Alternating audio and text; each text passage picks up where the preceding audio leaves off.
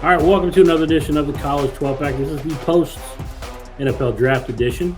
With me, as always, on my left, on your right on the screen. If you're watching us on YouTube, Tyler Natuno, the LSU Tigers Wire for the win.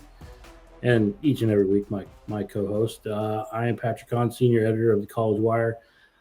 Now, Tyler, we are infringing on NFL territory here, but I felt like we need to look at things from a college perspective on the NFL draft fallout. With no surprise, I think we knew 1, 2, and 3. I think it was a done deal. Like going into the draft, we knew the quarterbacks that were going to go at the top. I mean, you could have flip flopped between Drake May and Jaden Daniels, depending on how a team looked at it. But I think 1, 2, 3 was simple. It was easy. We knew it was going to go. I'm so glad last week I didn't say I'll eat a tweet. I'll eat my tweet or eat some kind of statement. If 6 quarterbacks go in round 1, because they did go in round 1, matching 1983, Elway to Marino, mind you, it was only 28 picks back then, but still, offense was on full display in this draft. I think the first 14 picks, which is an NFL record, all on the offensive side of the ball. How surprised were you that it was 6 quarterbacks? Yeah, I mean, I was pretty surprised, to be honest with you. Like, there were really only 4 quarterbacks that I thought had a first-round grade, were first-round caliber quarterbacks. They all went in the top 10, but we saw 2 more go in Michael Penix and Bo Nix. To be honest, seems like crazy reaches to me. We'll get a little bit more into the Penix thing in a second, because that was a truly wild decision for a few reasons. But, I mean, even the Knicks pick, I don't get it, man. I really don't. I understand the desperation to get a quarterback, from Denver's perspective. I think that makes sense to me. But, like, I mean, you're just looking at a guy who, and I'm not trying to disparage him. Like, there's nothing personal here. It's just a guy that I don't think really showed anything these last couple of years at Oregon that really makes me think, oh, this is going to be a good NFL quarterback. And I mean, again, a guy who set the FBS record for most career starts. Like, when you've played that much college football, I think it stands to reason that you're probably going to be pretty good at it by the end of it. When you've played so many more games than everyone else. I just don't see it. This seems like quite a reach to me from Denver. And I thought it was funny to see Sean Payton kind of troll the Vikings after the draft by saying they kind of fooled them into thinking they were going to be more aggressive and moving up for a quarterback than they were. The Vikings ultimately traded up 1 spot. It's like, okay, but the Vikings got JJ McCarthy and you sat at 12 and got Bo Nix. Like, congratulations, I guess. I mean, we talked about this quarterback class being top heavy and not deep. And I think we saw that, considering no quarterbacks went between Bo Nix at 12 and Spencer Rattler at 150 in the 5th round. That was a pretty big gap, kind of thing we don't normally see. Not a single day 2 quarterback. So, I mean, ultimately I was surprised, but I mean, I think you did see there's a big gap in terms of how these quarterbacks were perceived after Bo Nix, but I don't understand the decision to take those guys in the top 15. And then Denver turned around and took one of Bo Nix's top receivers, Troy Franklin. Yeah, I think in the 3rd round. So there's a combination there that they can continue to work on. Yeah, I always felt like Bo Nix to Denver was a lock for me. I know not a lot of people felt that way, and I know you didn't feel that way. You weren't a big fan of Bo Nix, maybe not so much as a quarterback prospect, but you weren't a fan of his draft slot, right? I mean, as far as taking him, you understand. Yeah. Right? I mean, he was the best quarterback available when they picked him. So, yeah. Right. Yeah. But the other thing that I would bring up, though, it could be desperation, because you look at Zach Wilson and what they have there. I mean, this was the only option for them. So it is interesting. But let's talk about Michael Penix Jr. going number 8 overall. Now, going into the draft, I was like, I just didn't see a way Michael Penix was a first-round quarterback. And, obviously Atlanta had just signed, Kirk Cousins to a 4-year deal. He's getting like, what was it, $100 million guaranteed on that contract. You've got a guy as your 4-year starter, and you just took a quarterback with the number 8 overall pick when your defense is absolute garbage. Like that is where I'm like my mind was blown. Nothing against Penix. I don't see the value. No, not at all. I mean, I don't think I'm like exaggerating in saying that this is one of the most puzzling first round draft selections I've ever seen. Certainly with a top 10 pick. I mean, you've got Kirk Cousins under contract for several years. I mean, I think 3 more years of a fully guaranteed contract for Kirk Cousins. So, you're ditching the benefit of drafting a young quarterback, which is having a starting quarterback on a rookie deal. You're basically throwing that out the window because by the time Penix would even potentially take over, it would be in like his 3rd season. And if that were the case, I mean, he's an older quarterback too. So you're not even, he'd be pushing 27 by that point. So, I mean, I really don't understand it, especially when, like you said, you've got so many needs on defense. I mean, this team has desperately needed some, pass rushing help for a long time, and they could have had their first choice. They could have had the best pass rusher in the draft. Dallas Turner was there. Latu was there. Like, they could have had, a lot of better players that I think would have helped their team win in year one. And instead they drafted a backup quarterback, and one that, again, I just, I'm not going to relitigate this because we talked about this all last week, but I think there's a lot of red flags with Michael Penix. And I don't think it's quite the same as Bo Nix in terms of the age factor. I mean, Bo Nix was a late bloomer. I don't think Michael Penix was a late bloomer. I mean, this was an all Big Ten quarterback at Indiana a few years ago. A guy who had the middle part of his career derailed by injury. So it's not quite the same thing. 3 straight seasons. Yeah, 3 straight seasons with torn ACLs, which, by the way, that's its own concern. We'll see how that plays out. Hopefully he can stay healthy at the next level. But yeah, I mean, so again, like Michael Penix is a guy, like if you want to take a flyer on him to be your, project backup, do that in the 2nd round. I mean, I don't think he would have fallen that far apparently, but like using the 8th pick to do this makes absolutely no sense to me. I truly have no idea what they were thinking. The Jordan Love comparisons are crazy. This is nowhere near the same situation. No, it wasn't. Latu, like you talked about, it was the first defensive player off the board at pick 15 to Indianapolis. Byron Murphy, defensive tackle, went right after him to Seattle. Dallas Turner to the Minnesota Vikings, the very next pick. So, yeah, 3 straight defenders who could have made your team better immediately right there for the taking. And then Jared Verse, Florida State, goes at 19. So they're right there. If you look at what their team is, and again, I know we're kind of getting into the NFL space, but it just, when we look at team fits from college players, I had 4 or 5 guys that I would have taken there over taking a quarterback. And if you felt so strongly about getting that 1st round pick so you control that 5th year option, trade back might have been the best option there. If you still felt strongly about Penix, considering the only other team I felt was going to go after quarterback was Minnesota, and we saw who they took with J.J. McCarthy at number 10. The team that maybe we're probably a little more shocked that didn't go the quarterback route was New York, who shied away from quarterback. Now, he took Malik Nabers, who's arguably, you could argue that he was the best wide receiver in the draft. I mean, depending on your opinions of Marvin Harrison Jr., who went number 4. Relying on Daniel Jones, Drew Lock, is this a play for the 2025 NFL draft? Is my big question to you, Tyler. I think it's at least a punt to next offseason. As we'll get into, the 2025 class looks a little shaky at quarterback. I mean, things can, a lot can change between now and next April. So we'll see how everything ultimately shakes out. But I think that, you can't really feel super confident that you're going to land, a great player in that class next year, especially if you're not getting the first choice at it. So, I mean, I think, this is probably going to be their last year with Daniel Jones, and I think they're going to reevaluate it next offseason and just see what the options are.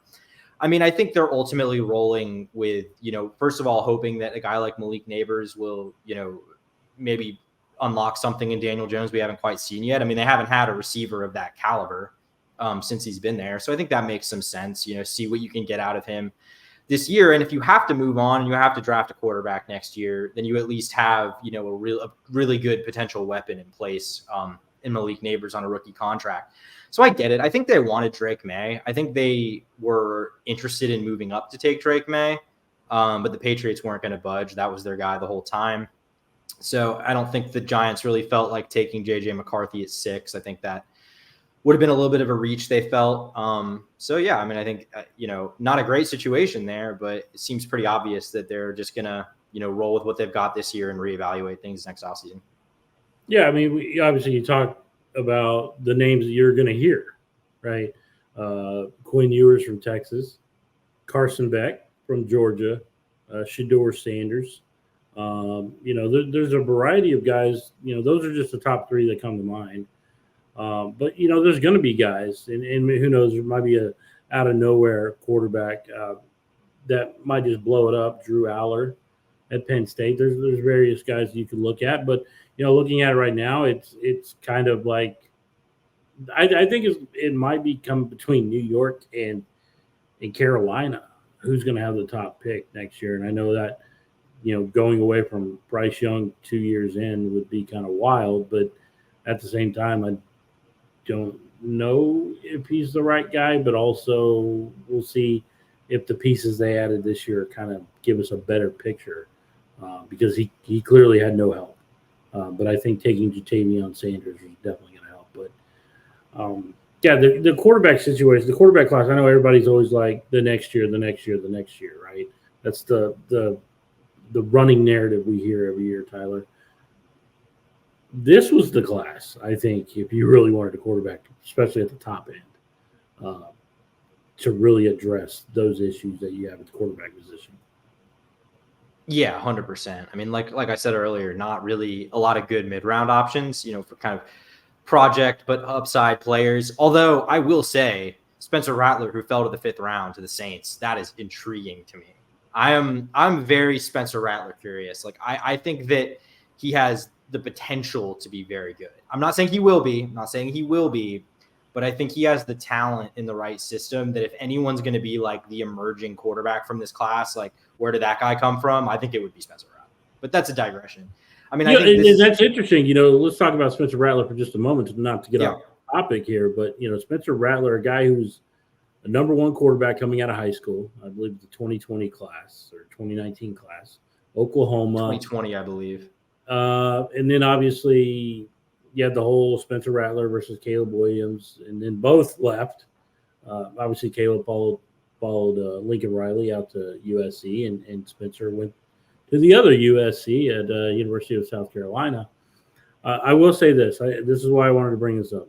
Funniest thing I saw on Twitter after the selection of Spencer Rattler. Spencer Rattler looks like the actor they paid to play Patrick Mahomes in a movie about the love life of Taylor Swift and Travis Kelce. Funniest thing I'd read. That was fantastic. Not to totally get off topic, but let's talk about some surprise drops. Okay, now we've talked about the quarterbacks. We've spent some time there.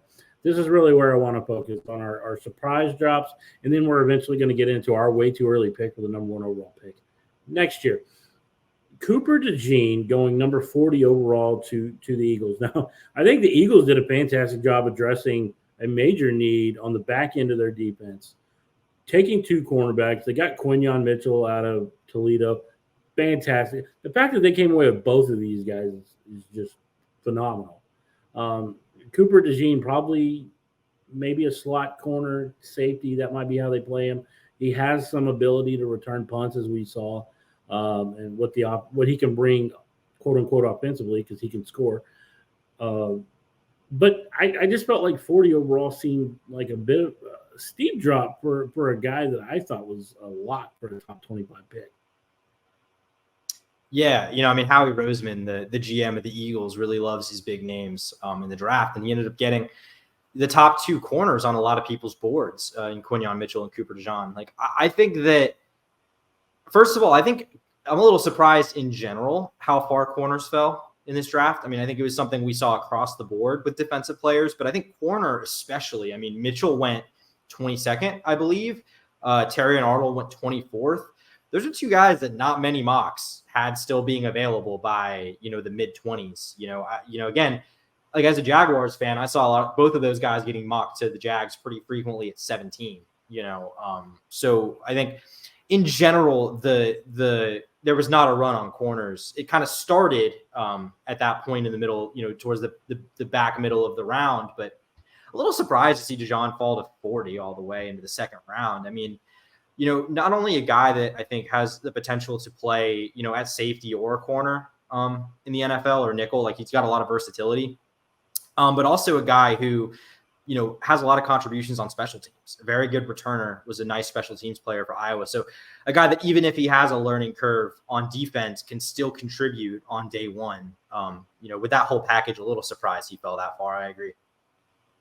Yeah, it's like you said, it's surprising, especially when you factor in what he brings, in two aspects, very important aspects. You're always talking about flipping the field, whether it's, your defense getting a stop, punt returns. I think that he brings a lot of value. And I think that for me is I kind of elevated his value when I look at him just because of that. A guy who can return punts is infinitely more appeasing to me, especially if you can play corner and you're a ball hawk. He's a guy who will get his hands on the ball and he will score that way too. So you got a guy who can score in two different ways, especially when points are at a premium and everybody seems to be chasing the Kansas City Chiefs and what they are able to do year in and year out. They won 3 of the last 4 Super Bowls or 3 of the last 5, something like that. And so that's the team everybody's chasing. Well, you've got to find ways that you can compete with that air game, that air raid offense, so to speak, with Travis Kelce, and they only improved their offense tremendously this offseason, this draft class. But Cooper DeJean makes sense. I just don't know about 40. And then obviously we're going to go a different route. We're going to go to the other side of the ball because Tyler, there's a guy that you're looking at going, how did you drop this far? Yeah, it's AD Mitchell. Goes to the Colts at 52nd overall. A guy that a lot of mocks had going in the first round. That Kuiper mock we talked about last week that had 7 receivers in the first round included him. We ended up seeing, I think, at least 6 receivers go in the first round. Maybe it was 7. Either way, it ended up being a lot. But AD Mitchell wasn't one of them. And I think that was a little surprising to both of us. We talked about on the show last week, comparing him and Xavier Worthy. I think we both sort of liked the upside with AD Mitchell a little more. Well, Xavier Worthy goes 28th overall to the Chiefs. AD Mitchell goes 24 picks later. So, yeah, I think it's a little surprising. I mean, I saw, day of the draft that apparently a lot of teams had taken him off the board due to like character concerns.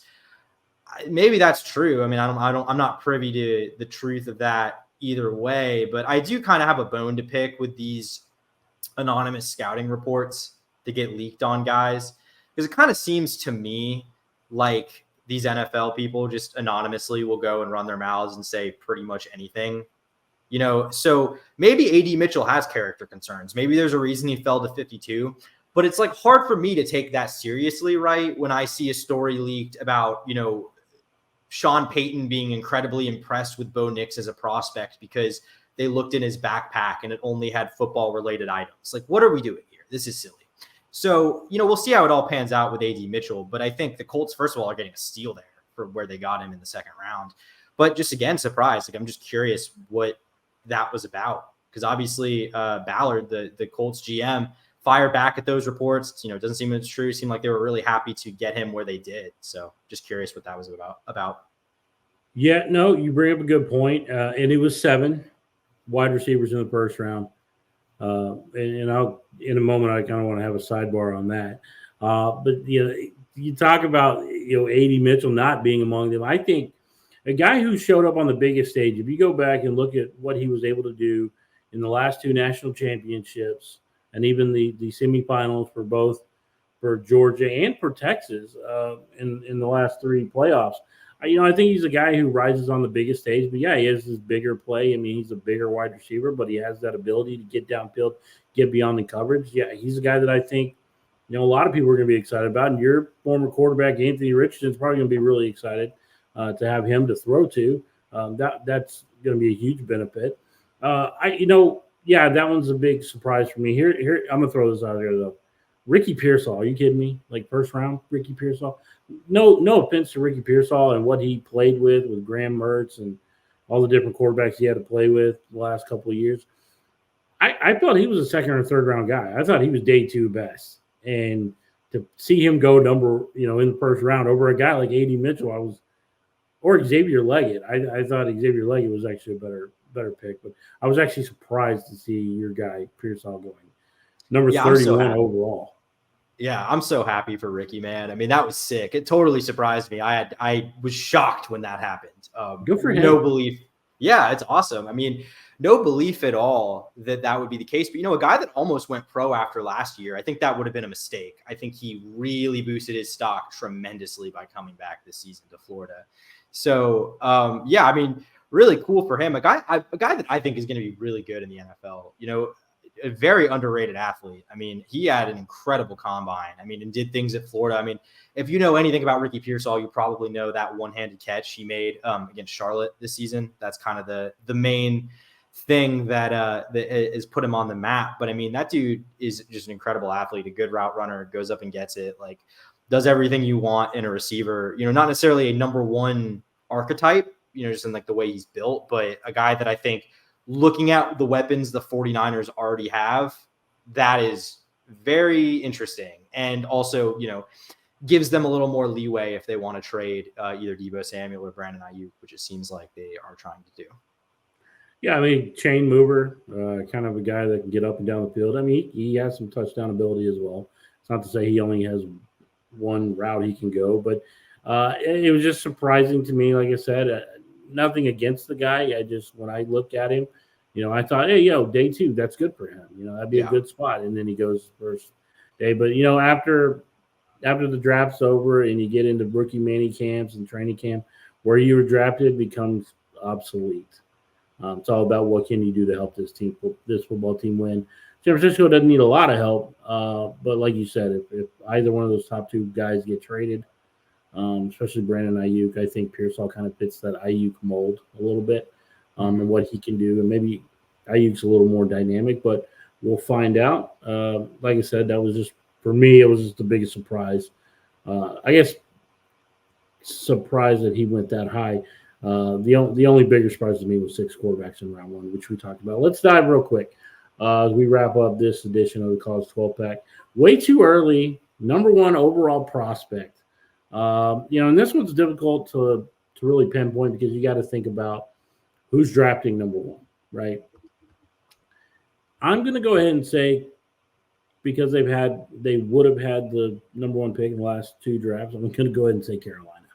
I know I'm going out on a limb here, but what would Carolina need? Well, I think wide receiver. I think they could use some help on the back end of the defense as well. Anything that they can do to help that team.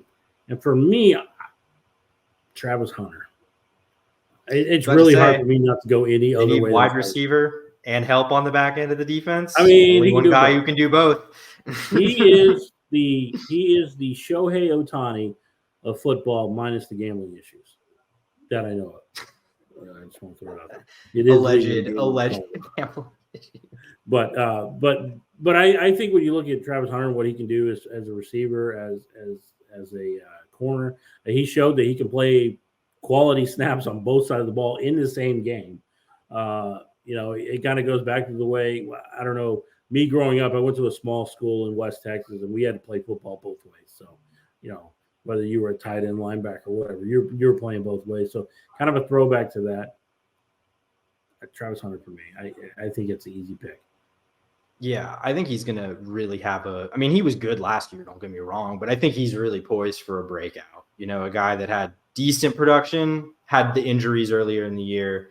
I think if he can stay on the field this year, I think you're really going to see a pretty much more finished product when it comes especially if Shedeur Sanders can stay off his backside with that. That would help a lot. That would help a lot. We will see how effective that reworking was. That's going to be a major question as we get into talking about this team in the next couple months, which there's going to be a lot to talk about. It's it's for another podcast, but they've had quite a week at Colorado. They have had a week.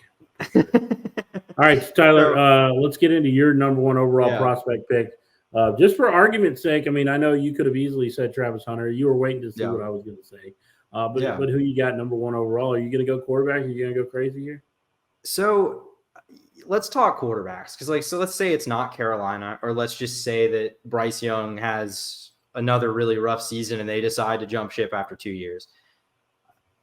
I really don't love any of these quarterbacks as a potential first overall pick. I think the ones, I mean, Shador had the best odds as of a couple days ago.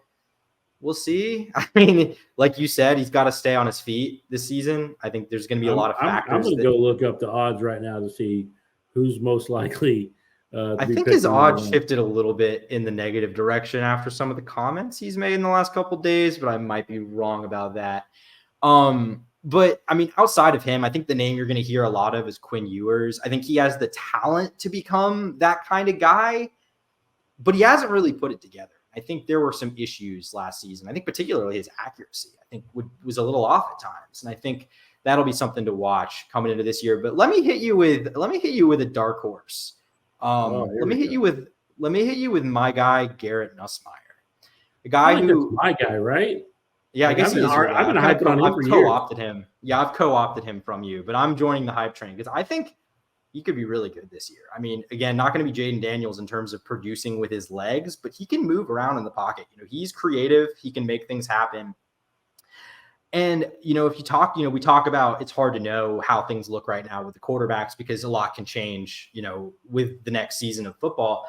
I think he's a guy that could really end up being in these discussions. And if you're looking at the odds and you're a betting man, maybe some good value there on Garrett Nussmeier because his odds are pretty long right now, longer than I think they should be for a guy who is joining a pretty loaded offense. So, yeah, I mean, I think, you know, you look at the quarterbacks. I think if I had to like put money on a quarterback going first overall, I'd probably say Quinn Ewers, but I think I'm kind of with you. I think Travis Hunter is probably the one that at this point seems the most logical.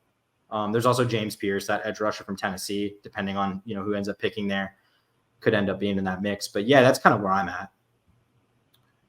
Well, it looks like just based on the over-unders on wins, Carolina, New England, Vegas are kind of the top tier teams to get that number one pick.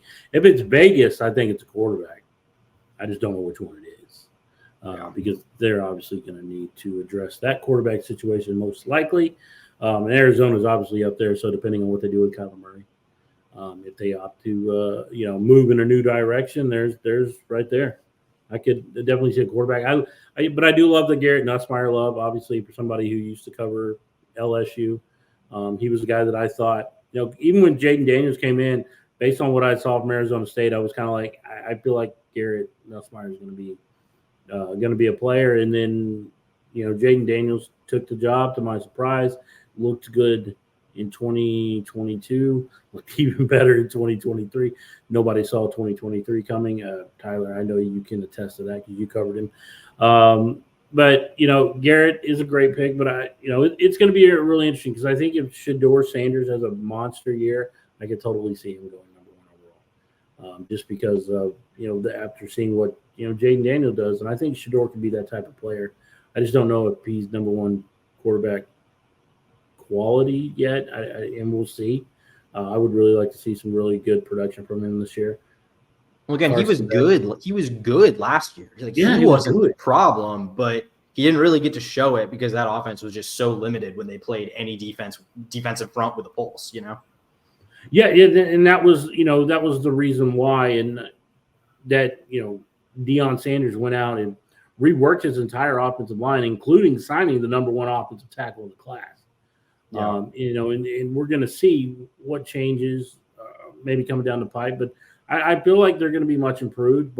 And again, they're going into a Big 12 that doesn't have Texas, that doesn't have Oklahoma. But, oh, by the way, you've got to play Utah. You didn't get away from that. And then obviously the teams that are, you know, Oklahoma State was really good. Kansas State's improved. Does Kansas State play Colorado? Because I want to see this Dylan Edwards. What does he do against his former team now that he's heading there? You know, but that's going to do it for this edition of the College 12 Pack. We'll be back next week previewing our way too early top 25. We're going to break down each one of those teams and where Tyler and myself see them. Where do we differ? Where do we agree? We'll find out next week. But for Tyler, I'm Patrick. We'll see you.